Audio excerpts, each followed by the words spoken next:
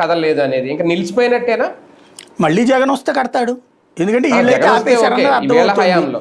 వాస్తవంగా అయితే కనుక జగన్ దిగిపోయే నాటి దాకా కడతానే ఉన్నారు. అది ఎవరికి తెలియని ఇంకో విషయం ఏంటంటే చీఫ్ సెక్రటరీకి అరెస్ట్ వారెంట్ ఇచ్చింది ఎన్జిటి ఆ రోజున, కన్స్ట్రక్షన్ జరిగిపోతుందని. ఇదే ఈనాడు ఆంధ్రజ్యోతి ఆ రోజున అదేదో తప్పు చేశాడు దుర్మార్గుడు అన్నట్టు కోణంలో రాసుకొచ్చారు.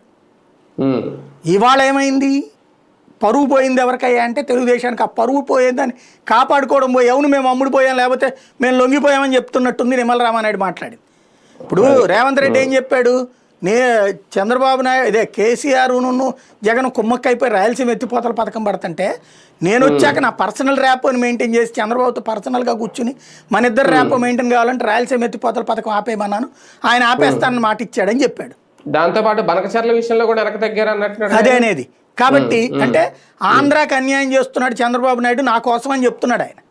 నువ్వు ఇప్పుడు ఏం చేయాలి, లేదురా బాబు మేము మంచి చేస్తున్నామని చెప్పాలి. కానీ చంద్రబాబు ఏమో ఏదో 2 కళ్ళు 30 సిద్ధాంతాలని ఇంతకుముందు ఎట్టా చెప్పుకొచ్చాడు, రాష్ట్ర విభజన ఇప్పుడు ఎట్లాంటి ఉపన్యాసాలు ఇచ్చాడు అట్లాగే ఇస్తున్నాడు. నువ్వు ఆ ఉపన్యాసం ఏంది, నా హక్కు నేను వాడుకుంటున్నా, ఇవాళకి కూడా నా హక్కుకు దగ్గర ప్రాజెక్టు లేవు.